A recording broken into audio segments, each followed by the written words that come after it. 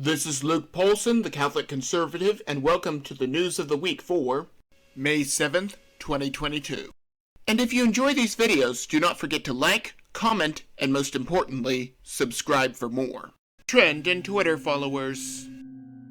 Many times, when liberals do not like something, they threaten to move to Canada. While that would be good for America, our friends up north will end up even worse. Moving on. With Elon Musk taking the reins of Twitter, liberals are threatening to leave the platform. As such, followers are starting to wildly drop from their corresponding gurus, like-minded celebrities. Meanwhile, conservative accounts are increasing in the number of followers. More than likely, this is because conservatives are now on the platform because free speech is allowed. It is possible that someone at Twitter HQ flipped a switch on the control panel to cover up the tracks of the censorship. I cannot prove that, but it is a guess. A Ministry of Truth in America. Brandon's Department of Homeland Security is creating a Department of Misinformation. In other words, the party that believes that men can get pregnant wants to crack down on misinformation. It is all a part of Operation Mockingbird. It is very suspicious that this is happening right after Elon Musk took over Twitter. This is not about truth. It is about narrative. Lying about text messages. Marjorie Taylor Greene is in the news again lately over the mostly peaceful protest of January 6th. She is accused of saying that she does not remember if she called for martial law. Jim Acosta decided to confront her about it. Whenever he did so, she decided to speak truth to power and told him to look up the original quote. While he kept trying to read articles about it, he eventually read the actual quote, which you can see on screen. This was not about investigating January 6th. This was about scaring Greene into conforming to Operation Mockingbird. Misgendering the Almighty. Imagine how anti-Christian and morally depraved you would have to be to call God a drag queen. That is exactly what a college associated with the United Methodist Church did. These same people believe that if you misgender someone, it is a form of hate speech. Now this story pops up every so often, and we need to call it out each and every time. You do not match the Bible to your politics. You match your politics to the Bible. Roe v. Wade is gone. A leaked document from the Supreme Court has revealed that they will be overturning Roe v. Wade. Hallelujah, hallelujah, hallelujah, hallelujah, hallelujah. It is a ruling that was created over a right that was taken out of thin air, and countless children have been killed as a result. Naturally, those who want children killed are calling this an attack on women's health.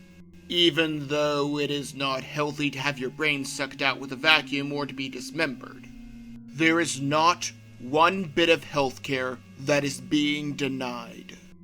However, Chief Justice Roberts is pursuing all legal actions, possibly because he wanted to give hope to the pro-death crowd for a little while longer. Canceling student debt. Imagine taking out a loan for a car or a house. Then, after 4 years, you decided that you no longer wanted to drive that car or live in that house. You then ask the bank to forgive the loan completely. That not only sounds kooky, but it is downright selfish. If your degree is not valuable enough for you to pay back the loan, it is not valuable enough for me to pay back the loan. Besides, this will only make the price of tuition go up even higher. It started skyrocketing because of guaranteed loans. If those loans never have to be repaid, there's no incentive to lower costs. Protesting at someone's house. The same party that believes that a peaceful protest consists of burning down buildings wants to protest in front of the houses of Supreme Court justices.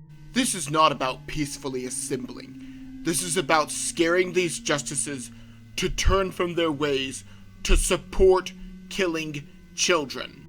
Is it possible that the SCOTUS draft was leaked by the Democrats so that there was time to harass the conservative justices? I am starting to think that is not too unlikely. We are dealing with some vile people here. Some women are claiming that if the right to abortion is taken away, they will stop having promiscuous sex. I am fine with this. This is better than the women who did not want children because of imaginary global warming, because instead of getting pregnant, they just killed the child. In summary, some people responded by doxing people that want to save children's lives, and others are supposedly swearing to abstinence. These are strange times indeed. Defunding the Ministry of Truth. The Ministry of Truth in America will not fight actual disinformation. They would have stopped anyone from saying that Nick Sandmann was accosted. They would say that there was a P-tape and Russia collusion. They would say that the Hunter Biden laptop story was fake. And on and on. Senator Tom Cotton has vowed to defund the so-called Disinformation Board. Would Democrats have trusted a disinformation board under President Trump? Of course not. Just like every other federal agency, this can and will be weaponized under each new administration. Criticizing the autistic. Twitter execs hate Elon Musk so much that they are willing to demean him for being autistic, specifically Borger syndrome like myself. I can understand not liking someone because of his politics or wanting to quit. However, this is below the belt. When Project Veritas confronted the executive, he ran into a comedy club and then ran out. Last I checked, mocking the mentally deviant was wrong. If I were Elon, I would fire him. Channel announcement. Okay, while this is technically not news, I wanted to put this out there. For those of you who are just finding me via this podcast, welcome to the Catholic Conservative community. I started with a YouTube channel, Catholic Conservative.